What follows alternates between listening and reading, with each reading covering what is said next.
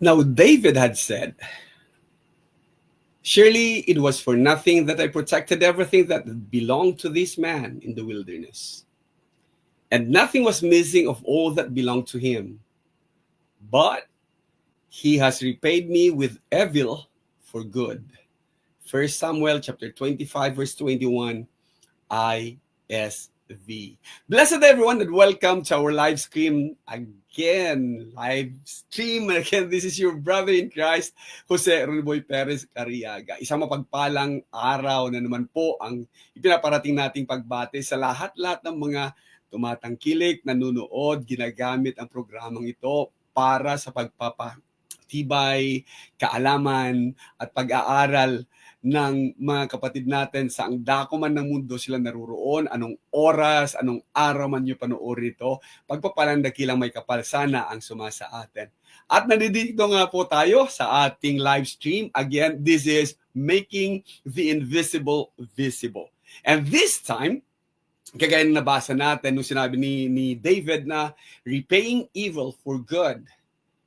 Nako, ang tagal na pala nito, no? Yung suklian yung mabuti, ikaw pa napapasama, yung mga katagang ganon, yung mga, ikaw na gumawa ng mabuti, ikaw pa napapasama o ikaw pa ang ginagawa ng masama. An old adage from time immemorial, na nagpapatunay talaga tama din pala si Solomon, nothing new under the sun. Kasi ito, makailang beses na nating narinig, ginamit ni David, naririnig natin palagi nating sa mga usap-usapan, sasabihin, nako, ikaw pa mapapasama dyan. Nako, mabuti na nga ginawa mo, tapos ikaw pa gagawing masama. And we have heard that time and again. Siguro, ang ilan sa atin, o ilan sa inyo naman nakikinig, ay nasabi mo rin ito. Nasabi mo rin, ito pa ba ang matatanggap ko sa paggawa ko ng mabuti? Or ginawan mo na ng mabuti, masama pa isusukli sa'yo. Or masamang sinusukli sa akin sa mga mabuting nagawa ko, nakalimutan na lahat-lahat ang mga yon. Ang inyong lingkod sa kanang akin ay pilit kong hindi sinasabi o pilit as much as I could, as far as I could remember, hindi ko sinasabi. Constrained ako saying it for one reason or the other. May mga rason po ang inyong lingkod. Kaya maya-maya talakayin natin. Tanong natin is, bakit kaya nagagawang gawan o suklian ng masama ang mga gawang mabuti? Bakit kaya? Ang madali at makita is blame game or yung pagiging self-righteous. Napakamatwid para sisihin ang kanyang sarili or ako, mas banal ako kaysa sa kanila or nako, mabuti akong tao, sila hindi. Plastic. Yun naman nakikita natin. Or yung iba naman ay parang well-intentioned dragons. Ang dragon, kahit na anong sabihin niya, talaga pag nagsalita, bubuga talaga ng apoy yan. Ang intention niya, mabuti pero nakakasama. Pwede? Maaari nga siguro.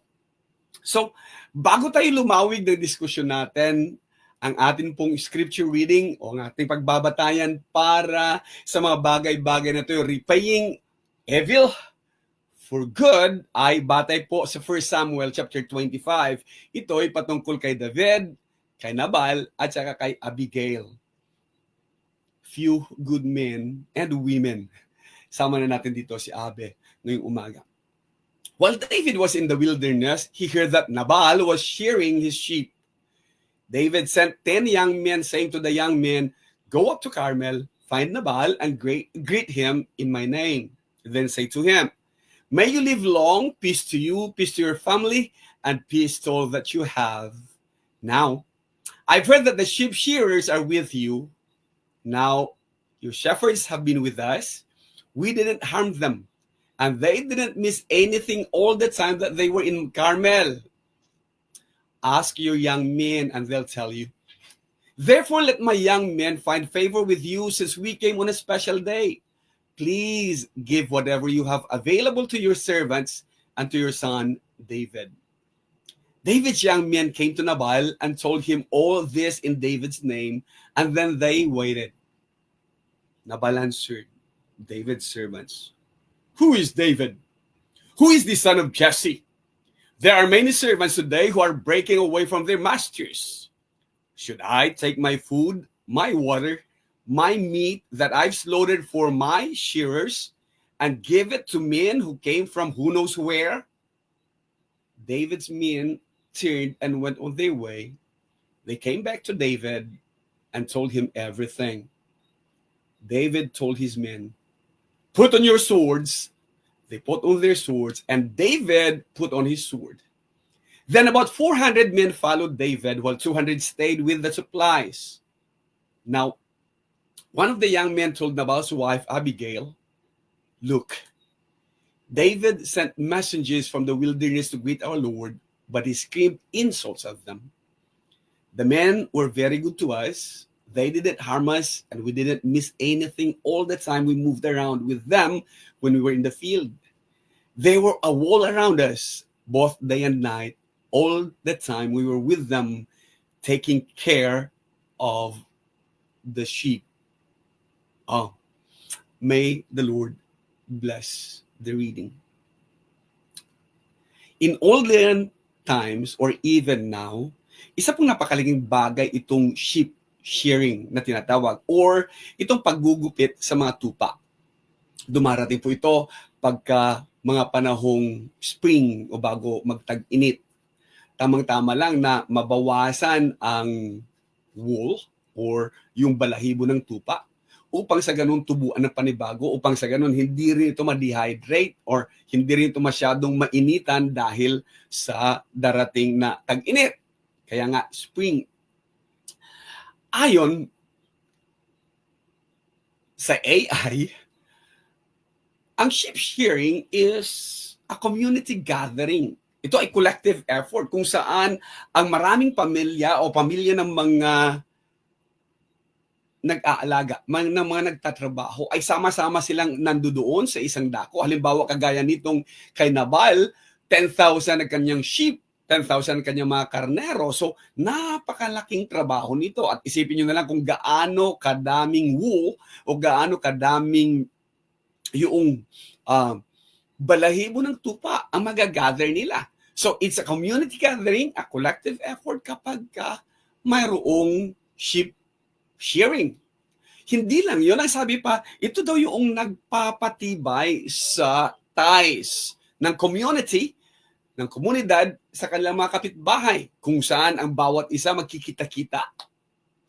Maalala ko nung kabataan ko, yung giikan, nung wala pang panggiik, wala pang mga treasure, ang mga kalabaw sa gabi yan, maglalagay sila ng isang napakalaking latagan doon, tapos maglalagay sila ng puro sa gitna, and then maglalagay sila ng amakan, at ang mga kalabaw dadalhin doon, may Petromax, and then ang mga kalabaw iikot-ikot, aapak-apakan niya yung palay na silang magigiik.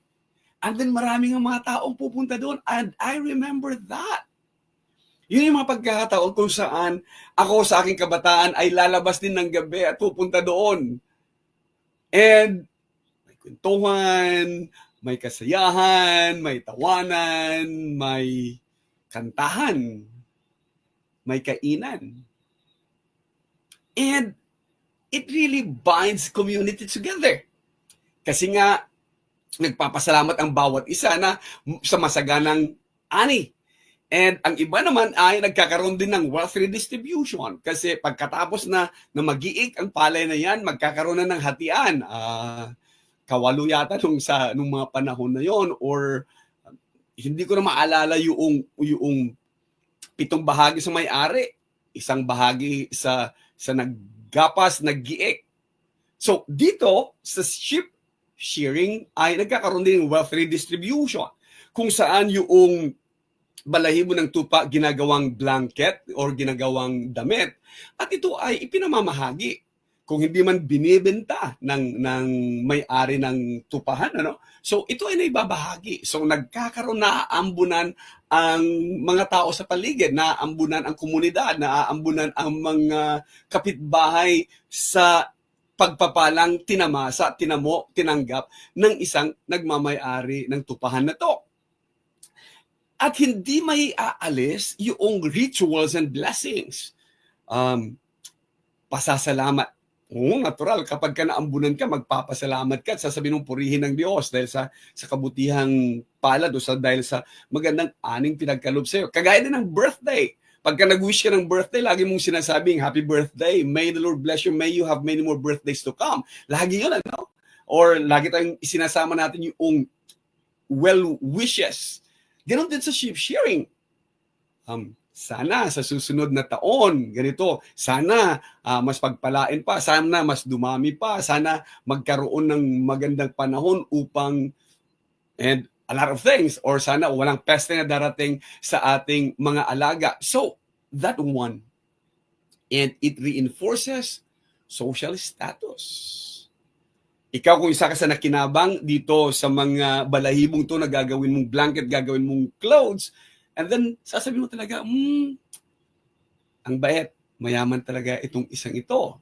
Kaya makikita natin dito yung isang napakalaking event, yung paggugupit ng balahibo ng mga tupa. And it is a joyful atmosphere, celebration, sort of a fiesta, kung saan ang bawat isang masaya. Bagamat may gawain, may trabaho, ando doon sila upang sa ganoon makipagsaya sa mga pagpapalang tatamasain, sa mga pagpapalang ipinagkaloob at inaasahang ipagkakaloob sa mga darating pa na mga araw. Ito yung okasyon ng pinag-uusapan natin sa 1 Samuel chapter 25. Ang isa pang okasyon dito is David is on the run. Alam natin na hinahanap siya ni Saul. Noong nauna mga kapitulo, nalaman natin na hindi, bagamat pinagbalakan siya ni Saul ng masama, hindi gumanti si David ng kasamaan sapagkat kinikilala niya na si Saul ay ito yung pinili ng Diyos. So, pagka-superior, hindi niya mapatul-patulan kasi sasabihin niya, yan ang binigay ng Diyos, mas mataas sa akin yan, yan ang pinili ng Diyos upang maging hari ng Israel. Kaya dahil siya ay nasa baba, subordinate ni Saul, hindi niya maisip na gawan ng masama si Saul. Ito ngayon ay isang bagay. Dahil nasa disyerto sila, siguro hindi sapat yung pagkain at andi dito isang selebrasyon ang nangyayari. Gusto rin sana nilang maambunan din ng mga pagpapalang nangyayari dito sa sheep shearing na gathering na nangyayari sa bahay ni Nabal. Kaya nagpadala si David ng kanyang mga tauhan. Kung titingnan niyo maigi ang pagpapadala ni David, ang kanyang pinadala ay yung kanyang 10 young men, hindi warriors. Upang sa ganun, hindi intimidating, hindi nakakatakot o hindi ka talaga maaalarma na darating yung mga sandatahan, yung may mga sandata, kundi 10 kabataan. Hindi ito mga seasoned warriors. Sapagkat sa disyerto, maraming mga tinatawag nilang marauders, maraming mga ganito na dumarating at hindi nga mabuti ang mga pakay. Kundi ang ginawa ni David, gusto niya maging kabahagi. Gusto niya maraman din sana ng mga young men kasi nga yung community, di ba? Yung pagpapatuloy ng pagpapatuloy ng samahan. So, mga kabataan na kanya pinadala. And hindi niya pinadala kanyang buong hukbo, kundi 10. So, ang 10 ito ay gustong maranasan din sana ni David na may paramdam sa kanila na, hey, bagamat nasa digmaan tayo against Saul ay, ito pa rin, ang greetings is shalom, peace. May you live long. At ito nga kanilang greetings, peace to you, to your family, peace to all that you have. Lahat kabutihan ang kanilang ipinararating kay Nabal. And then, ito pa ang sumunod. Now I've heard that sheep shearers are with you. Ito pinaparating ni David. Nalaman ko, nandito ngayon, yung mga manggugupit ng wool ay kasama mo. And verse 8, napakasimpleng kahilingan lang. Maging kabahagi lang ng party, makatikim man lang ng panibagong putahe. Ask your young men and they'll tell you, anong ginawa namin, naging mabait kami sa mga tao mo. We didn't harm them. They didn't miss anything. All that time they were in Carmel. 10,000 sheep, 200 cows. Kaya sabi niya, kahit na tanungin mo pa yung mga alagad mo. Therefore, emphasis now, let my young men find favor with you. Iparanas mo naman sa mga kabataang ito yung joyful celebration, yung being part of a community. Since we came on a special day, gusto din naming maranasan nila. Gusto ko ding maranasan ng mga young men na ito. Ano ba meron pagka mayroong sharing? And then, ang kanyang appeal is, please give whatever you have available to your servants and to your son, David. Well-defined ang intention ni David. Pabor lang po hinihingi at batay po ito sa generosity ng inyong puso. Give whatever you have available to your servants. And tinawag niya ang kanyang sarili, ibinaba niya na your son, David. Maging bahagi lang sana sa isang pagtitipong kagaya nito. Yan itong sagot ni Nabal. Sagot ni Nabal, sino si David? At sino si Jesse? Naku, napakaraming mga alipin ngayon ang nagre-rebelde sa kanilang mga Panginoon. Kung ikaw, isa sa mga kabataan na pinardala ni David, nainsulto ka kasi ang tingin mo kay David, siya yung hari ng Israel. At iniinsulto, hindi lang si David, iniinsulto niya, kundi pati yung tatay ni David. Di ba? Ayaw natin na nasasama yung mga magulang natin sa usapin. Ayaw natin na siguro di ka pinalaki ng ayos, yung mga sasabihin, bastos tong batang to. Walang mudo. Siguro hindi ito naturuan sa bahay. Kaya hindi tama yung mga ibang mga magulang ay ang sisisihin yung paaralan. Ang start po ng training ng mga bata sa bahay. Huwag mong sisihin yung school. Ilang minuto lang namin kasama, ilang oras lang namin kasama yung mga anak ninyo. So, yung pang-akusasyon niya na ito ay mga alipin na nagre-rebelde sa kanilang Panginoon.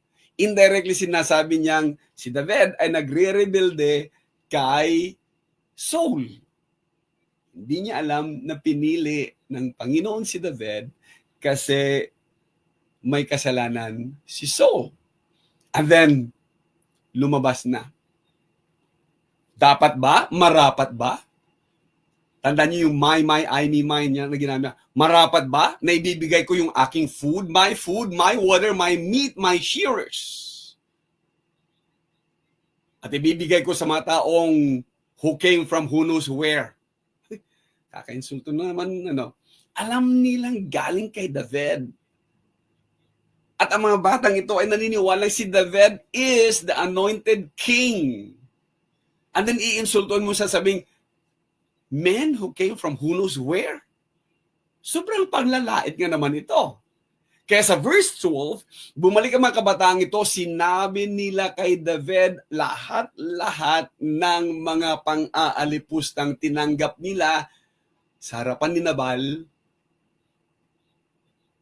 Narinig ng mga taong nandoon ng shearers, narinig ng buong komunidad ang kahihiyan na inabot nila. 10 kabataan, insultuhin mo sa kalagitnaan ng isang kasiyahan. And verse 13, yung reaction ni David. David said, put on your swords. Battle ready kagad-agad sila. At hindi lang yon, si David mismo naghanda din siya para sa pakikipagbaka. Then about 400 men, from 10, ginawa niyang 400. Sumunod kay David. At 200 ang naiwan para magbantay sa kanilang supplies. Sa present day term, sasabihin kagad-agad kung giyera sana ito, kung sa mga militar sana ito, kaya napapanood natin sa mga television, sa mga movies, lock and load, or sa mga western. Let's take a ride. Saying, I won't let this insult pass. At ang kanyang intention is defined talaga. I will eliminate all male from Nabal's household. Verse 22. And ang kinaiinis talaga ni David is that he has repaid me evil for good. That's in verse 21. While reading this, habang binabasa ko itong mga bagay-bagay na to, nakaka-relate tayong maigi kay David. At nararamdaman natin talaga yung pagngangalit o yung galit na nararamdaman ni David. Kaya nga, we could relate much. Dahil ilang beses na rin ba tayo na ganito? O ilang pagkakataon na rin ba na ginawan mo ng mabuti, sisiraan ka, ginawan mo ng mabuti, iinsultuhin ka. Hindi lang yon, maghahagilap pa ng mga mas maraming tao habang nananahimik ka, sisiraan ka, habang wala kang pagkakataon ng depensa ng sarili mo, sisirain ang pagkatao mo. Kaya, hindi mo maialis ang reaction ni David. Sa kabilang dako naman, may nakikita akong ibang parte. Kay David, nung gusto siyang patayin ni Saul, hindi siya gumanti ng ganito. Could it be na dahil kinikilala niya, si David kinikilala niya, mas mataas sa akin si Saul, si David kinikilala niya, lingkod ng Diyos si Saul. Pero this time, dahil siguro ang tingin ni David ay, teka muna, pareho lang tayo. Equal tayo, o di kaya ay mas mababa ka sa akin. Kasi ako ang pinili ng Diyos sa susunod na maging hari. Sino ka? Bagamat mayaman ka, sino ka? Who you? Kaya hindi niya mapapalagpas ang pag-iinsultong kagaya nito. Di ba magkaminsan ganyan din tayo sa mga taong nasa paligid natin? Magkaminsan napapalagpas natin, pero umaabot talaga tayo sa sukdulan sa sabing, sino ba itong isang to? Hindi ko mapapalagpas ang pang-iinsultong ito. Kaya, okay, lock and load. Tapusin natin to. I won't let this insult pass. And so, they ride. Sa verse 14, isa sa mga tauhan ni Nabal lumapit kay Abigail na asawa niya. At yun ang sinabi, pinarating kagad-agad kay Abigail, look, David sent messengers from the wilderness to greet our Lord, but he screamed insults at them. Sipin mo yun? He screamed insults at them. Hindi discreet, kundi talagang pinahiya ni Nabal ang 10 kabataan na inutusan ni David. Sa harap ng isang piging, sa harap ng isang joyful celebration, he insulted them.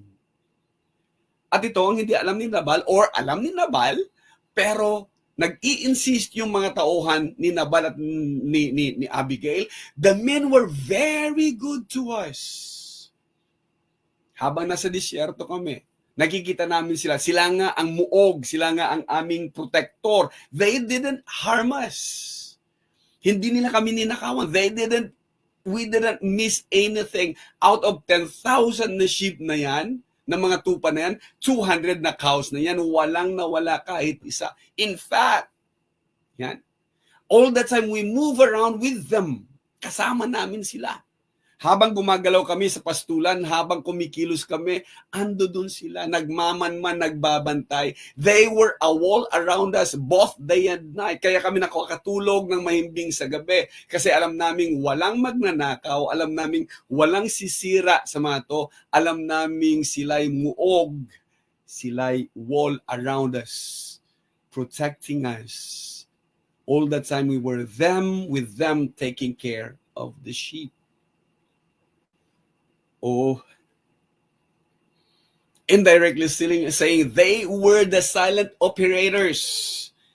Sila yung nagbabantay sa amin. Hindi man sila aktibo na nagpresenta na, oy, bantayan namin kayo pero bayaran nyo kami. No. A wall. Protecting such napakalaki, 10,000 na mga tupa. And they demanded nothing in return. They did not even ask for nothing. Kahit na milk. Nothing. At ito ang isusukli. Kaya, ramdam natin yung galit ni David. Indirectly saying si David, gusto iparating sana na, oh, Nabal, alam mo ba, while you were sleeping, we protected your well-being, we protected your property, we make sure that nothing evil fall upon you. Nabal, can't you be so blind for this? Kagaya din ngayon, ano? Para maging relevant tayo, tingnan natin present day. Sa present day natin, alam natin may mga security guards, barangay tanod, mga rescuers sa mga NDRRMC na sa loob ng subdivision, nakakatulog ka ng mahimbing, mapapabayaan mo lahat ng mga gamit mo sa labas. Yung mga valuables mo, alam mong walang magnanakaw dyan, alam mong walang papasok sa bahay mo para sirain ang tulog mo o diga para sirain ang mga, sa Bisaya pa, mga kabtangan nimo. Because you know, they are security guards. O may mga barangay tanod tayo. Sana naman, hindi nag-iinom yung barangay tanod natin. Na magkaminsan alam natin pagka nagre-responde, ano, nakainom talaga eh. Or mataas talaga pagtingin ko sa mga rescuers natin sa NDRRMC. Kaya naiinis ako kapag sinabihang lumikas na or yung mandatory na kailangan na mag-move out, mandatory talaga na evacuation, at yung mga matitigas ang ulo na ayaw pang umalis kasi may pinoprotektahan sa bahay. Tapos pagka mataas na yung tubig, pagka malalagay na sa alanganin ang buhay ng mga rescuers, tsaka magpaparescue. And then kinaumagahan sila pa yung maraming sasabihin ng kung ano-ano about hindi sila na-rescue, nangangailangan ng ganito. Eh kung magkusa na lang sana naman. Or even, panahon din siguro na bigyan natin ng papuring ating mga Army, Navy, Air Force, and even the police, na inilalagay nila yung kanilang sarili, they risk their lives for our protection so that we can sleep well. On a personal note naman, pwede nating sabihin sa mga kaibigan natin, sa mga mahal natin sa buhay, sa mga taong kilala natin o sa mga taong pinapahalagahan natin, while you were sleeping or while you were away, or hanggat o wala ka, kahit wala ka sa kalagitnaan natin, kahit kalagitnaan namin, I protected your well-being. Hindi ko pinayagan na may isang taong sisira ng integridad mo. I made sure nothing is said to malign you. Pero yung naririnig mo ng sinisiraan ka, naririnig mo ng sinisiraan ang pagkatao ng isang kaibigan, ng isang mahal mo sa buhay, na hindi ka, you don't even lift a finger. Nasaan ang integridad? Nasaan yung protection? Kaya tama nga siguro yung nakasulat sa memes natin sa Facebook, ano, a person who doesn't defend your name while someone slanders you is your enemy too. Passive enemy. Ba't mo pababayaang siraan ng isang kaibigan, ng isang mahal sa buhay? Ba't mo papayagan na lies will be proliferated? Samantalang ando dun ka, pwede mo nang sabihin, teka nga muna, mali yan, hindi ganyan ang sinabi, hindi ganyan ang pagkakakilala ko, hindi ganyan ang kwento. Lalo't higit yung gumagawa ng kwento, eh sila talaga yung alam naman natin, public knowledge po, na sila yung gumawa ng masama. Sila nga lang tumabunganga, sila nga lang, kagaya na lang sa mga tinatawag natin na Ananias and Sapphira. Si Ananias, ipinangako niya na anumang mapagbebentahan nito, idodonate ko po sa iglesia. Nag-donate si Ananias, pero itinago niya yung iba. At ang sabi sa kanya ni Pedro, hindi ba? Nung naibigay mo na yan, hindi na sa iyo yan, sa Panginoon na yan. Nung tinanong niya si Sapphira, nagsinungaling din. Kasi itinago niya. Eh, paano na lang yung nag-donate ka sa church, ibinigay mo sa church, tapos babawiin mo. Kasi ikaw ang nagbigay nun. Again, prinsipyo na sinabi ni Pedro, noong nasa sayo yan at hindi mo pa dinudonate sa'yo yan, pero once na i-donate mo, na ibigay mo, na ikaloob mo sa Diyos yan, ikaloob mo sa iglesia yan, hindi na sa'yo yan. Kaya hindi mo na pwedeng bawiin. Ngayon, sasabihin ng bawiin mo kasi ikaw naman ang nagbigay nun. Ano to? Laban bawi? Nung iba ang gumawa nun, isa ka sa mga nagsasabing, buti na lang, hindi pa to kagaya kay Ananias at saka Sapphira na namatay mismo nung araw na yon. Tapos ngayon, isa ka din sa mga ganoon ay pinapakitang pag-uugali and then you rationalize it. O sa mga nakakaalam, a person who does not defend your name while someone slanders you is your passive enemy. Hindi siya active, but a passive enemy. Like David, on a personal note, we feel the pain. We feel being betrayed. Kaya nga, pwede lang sana palitan natin yung he has. Ang sasabihin natin is, you have repaid me evil for good. Who would blame him? I wouldn't. I wouldn't. Kaya tama lang sabihin ni David, lock and load. We're going to war. Lock and load.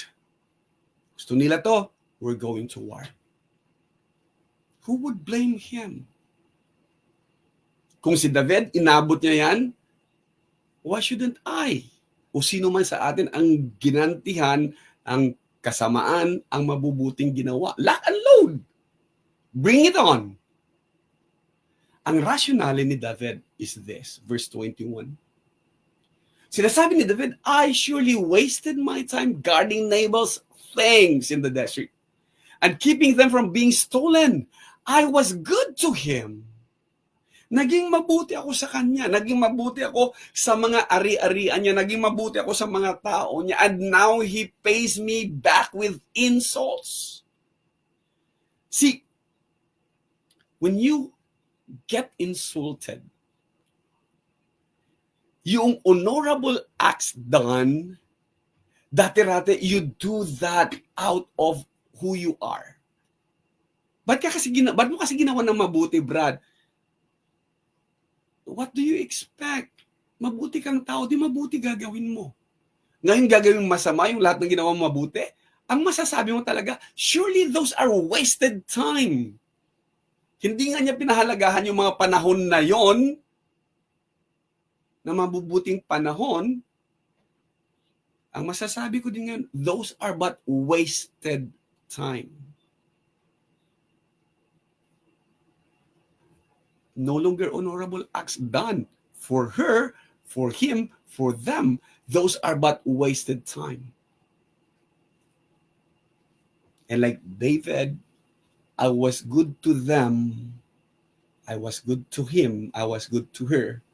They, she, he repays me with insults. Oh, try blaming. Ramdam natin, di ba? Ramdam natin kung misrepresented tayo. Ramdam natin kung ang lahat ng mabubuting ginawa natin ay nauwi sa wala dahil sa walang pagpapahalaga. Kaya yung verse 22 na sinabi ko kanina, na sinabi ni David, I swear by morning, look at this. Ramdam mo talaga yung galit, yung init ng damdamin ni David. There won't be a man or boy left from his family or his servants' families. I pray, even using God, that God will punish me kung hindi ko gagawin ito. At sasabihin ng kailan sa atin na, huwag ka mag-isip ng masama sa kapwa mo. No way, Jose. Here it is. We can relate much and we thank God for David.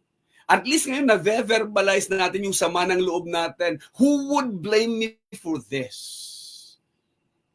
I pray that God will punish me kung hindi ko gagawin ito. Ang tindi nun.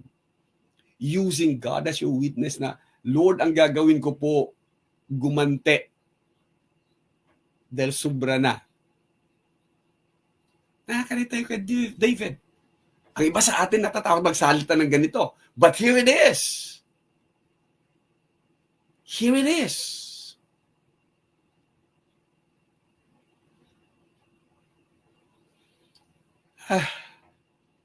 Mababawasan ka rin ng tinik, kung may parinig mo, sabing lintik lang ang walang ganti. Here's David saying those words. And I thank God for David. that David verbalized things na I could not. Kaya nga sabi ko kanina, constrained akong gawin ang mga bagay-bagay na yun. But, using David, pwede mong sabihin pala ang mga bagay na to. I borrowed this one doon sa isang posts.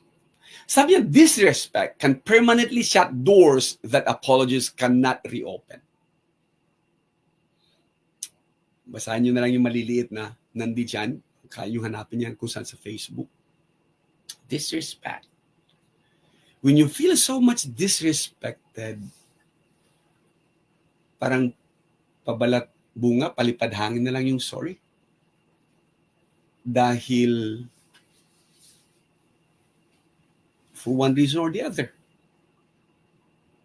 Samantalang napakadali naman sanang just man up and say sorry.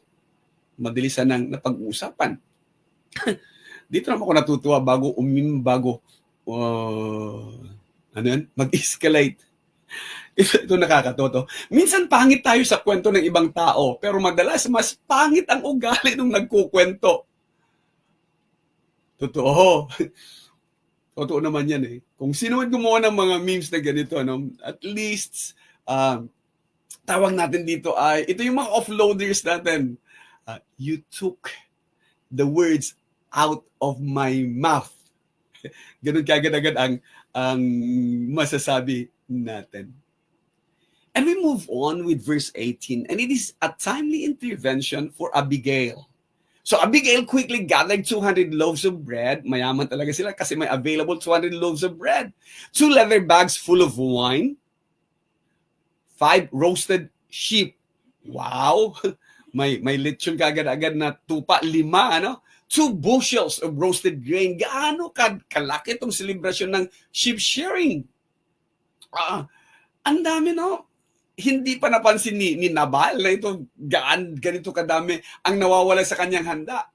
And 2 bushels of roasted grain, 100 bunches of raisins, and 200 cakes of dried figs. Ang daming handa nito. Lock and loaded them on donkeys. And then she said to the servants, "You go ahead and I will follow." Hindi niya sinabi ito sa kanyang husband. So a wife disrespecting her husband, a wife nagnanakaw sa kanyang husband. Pwede pala yon? Akala ko ba magpapasakop yung wife sa kanyang husband kahit na gano'n kasama yung kanyang husband. Ito kasi, time is of the essence. Kailangang mag-act ng mabilisan si Abigail kasi kung sasabihin pa niya kay Nabal, baka magdiskusyon pa sila, maubos sila at uubusin talaga sila ni David. Si David is on a war path at ngayon padating na nga. At alam niya, she could not reason out with Nabal. So she acted swiftly and accurately. And here's what happened. Sa timely na intervention ni Abigail, when Abigail saw David, she quickly dismounted mula sa kanyang donkey and threw herself on the ground at David's feet and said to him, "Please, sir, listen to me. Let me take the blame." Ooh. Ulitin natin. Please, sir, listen to me. Let me take the blame. No denial. Alam ni Abigail, may masamang nangyari, may hindi tamang nangyari na ginawa ng kanyang asawang si Nabal. No denying. And in fact, hindi nga niya ipinaliwanag kung ano ang ginawa ni Nabal. Ang sabi niya lang, hindi ko alam ito, kasalanan ko. Kasi bilang asawa, I should have been there. Dapat nakikita ko itong mga to. Dapat ako yung abala. Hosts. And then, yung accountability. Hindi niya sinabing, kasi yun kasi hindi sinabi sa akin ng mga to, kasi walang kasi. Walang alibay, walang paliwanag, kundi, let this fall on me. Let me take the blame. Kasalanan ko. I am accountable for this. I am taking this as my full responsibility. Walang pasahan. The bucket stops here. Dito po. Sorry, ito. Disrespect none.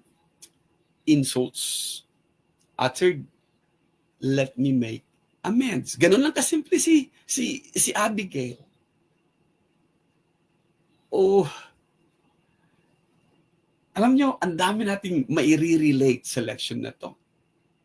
Nung kabataan natin, tinuruan tayo ng mga magic words. Di ba? Magic words like, one, what are the magic words? Yes, please. Thank you. Sorry. My fault. Kasalanan ko. Pero ngayon, wala nang sasabing my fault. Wala nang sasabing sorry.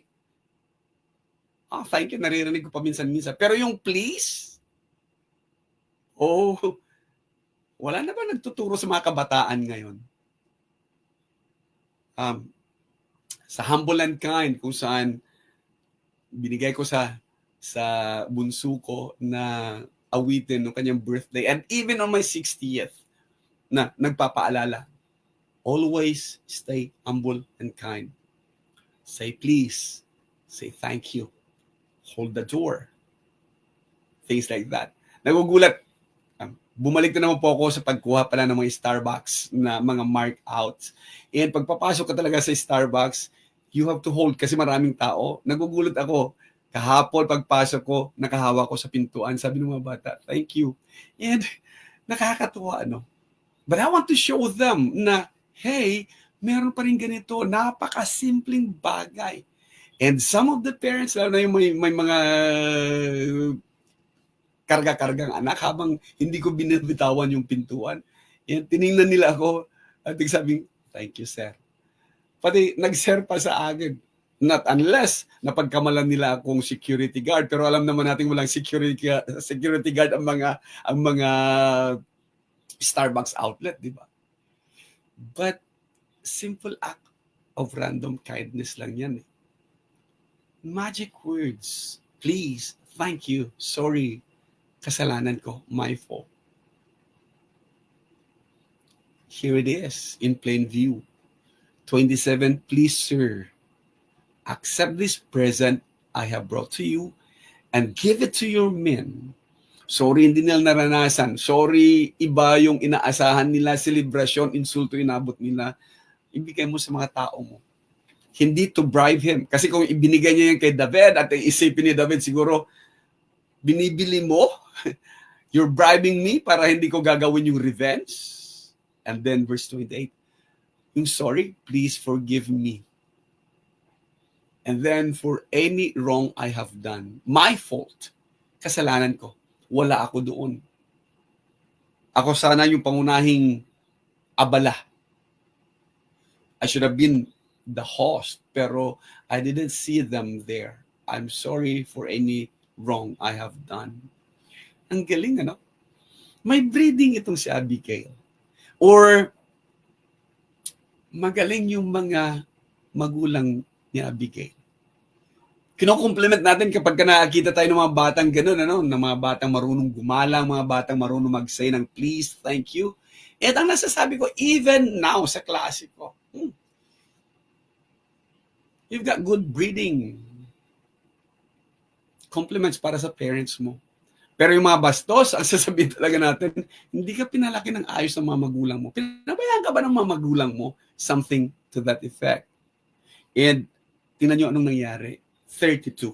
David said to her, praise the Lord, the God of Israel, who sent you today to meet me. Ang unang reaction ni David is not for himself, kundi for God. And he has promised God that evil befall him kapag hindi niya ginawa talaga yung revenge. And here is David also saying, thank God for your good sense. Wow. Matthew 5:16, glorify God.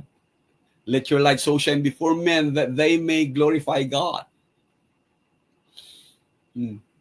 I will thank God because of your good sense, because of what you do.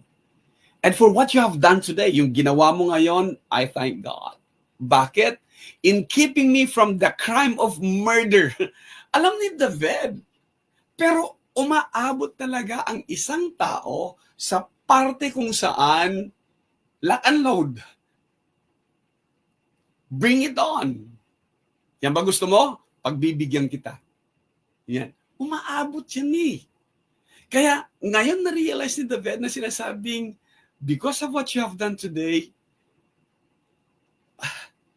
you prevented me from committing a crime of murder and from taking my own revenge. Paghihigante. Can I naman blame David? Kagaya ng sinasabi ko kanina pa. Masisisi mo ba si David? Umabot siya sa sukdulan eh. And then verse 34. And this is what I like about David. The Lord has kept me from harming you. Hindi pinahintulot ng Diyos. Kaya magkaminsan ayaw kong sabihin, constraint talaga ako sabihin ganon. Magkaminsan, pati mga anak ko, and one of them, one time, nasabi nila na, bakit ikaw? Kasi sabi ko, huwag na lang, huwag na. Pero nung nangyari sa kanila, sabi ko, ayaw ko sanang naapakan kayo, yung karapatan nyo, paglaban nyo. And then, sabi sa akin ng mga anak ko, bakit ikaw? You let others do that to you. And I just said, preacher ako pastor ako 34, the Lord has kept me from harming you.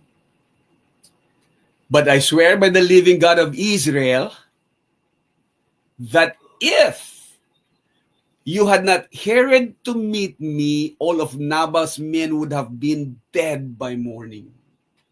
Andun pa rin, Talagang ramdam mo yung galit na David. Ramdam mo talaga, well-defined talaga yung intention ni David. Uubusin ko ang lahat-lahat ng tauhan ni Nabal, lahat-lahat ng pamilya ni Nabal, kung hindi ka dumating. Verse 35, then David accepted what she had brought him and said to her, go back home, don't worry. I will do what you want. Simple. Revenge. Amended. Hindi natuloy yung krimen, hindi natuloy yung paghihigante, just by one act of random kindness. Ano yon? Nagpakatuturo si Abigail. Hinarap ni Abigail what should be done and corrected it. A few good men repaying evil for good.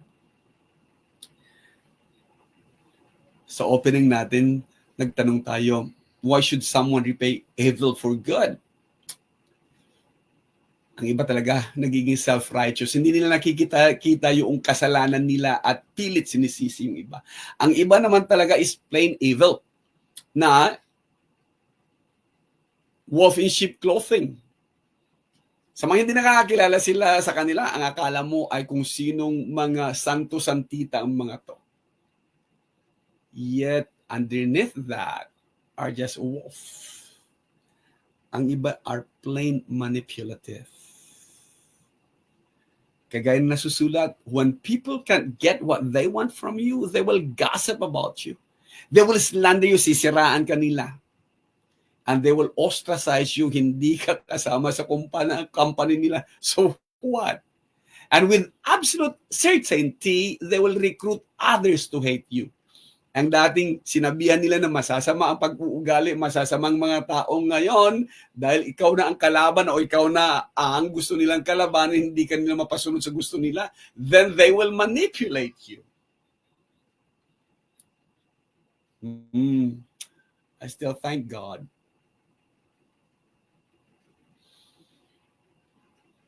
For them.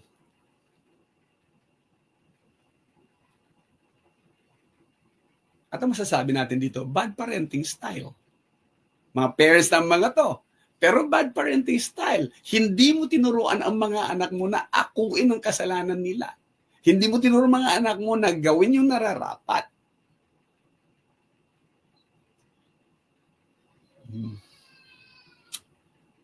Children need to learn to take responsibility for their actions so that upang sa gayon, they do not become adults believing that nothing is ever their fault. Lahat na lang kasalanan ng iba. Wala nang kasalanan. Kasi naturuan sila na sisihin yung iba. True. Few good men repaying evil for good. Bakit nga ba sinusuklian ng masama ang mabubuti nating gawa? At bakit nga ba nasabi ko kanina na hindi ko nasasabi itong mga bagay-bagay ito as far as I could remember? Because I still believe in second chances. Sabi nga ng kapatid ko, hindi na ako naniniwala sa 70 times 7. Markado na ang mga yan. Kasi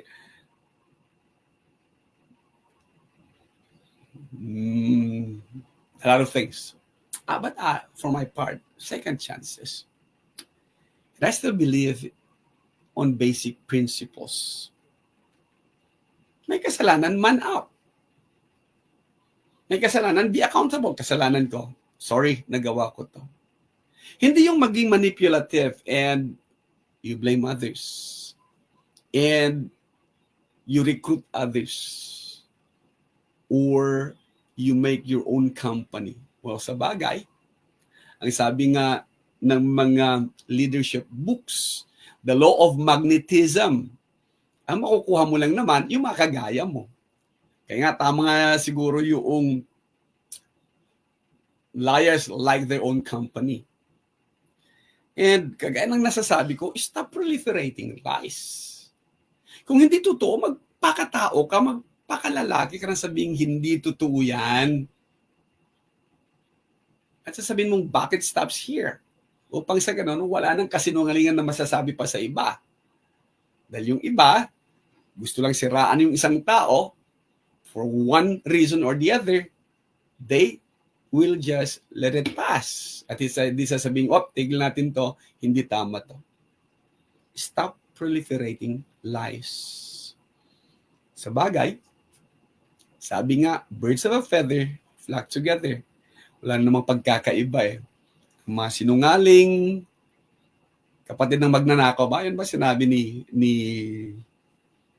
Susan Roses? Mga sinungaling, gusto makasama mga sinungaling kagaya niya.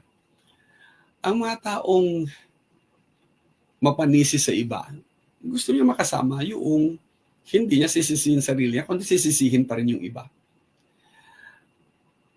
Why can't we learn something from Abigail? Yes, ang title natin is A Few Good Men, pero kasama si Abigail. An exemption, so to speak. Hindi natuloy yung revenge, hindi natuloy yung krimen because of Abigail saying, sorry, please forgive. Nag-man up siya na sinasabing, I take full responsibility. Hanggang sa susunod mga kapatid, muli, ito inyong lingkod, Jose Roniboy Perez Cariaga. Kung ang broadcast na ito ay nagbukas sa kaisipan ng bawat isa sa atin, hindi naman pala pinagbawal na sabihin ng mga yon. Nagbukas sa kaisipan din na pwede pa nang bumalik doon sa elementary principles na nakakalimutan.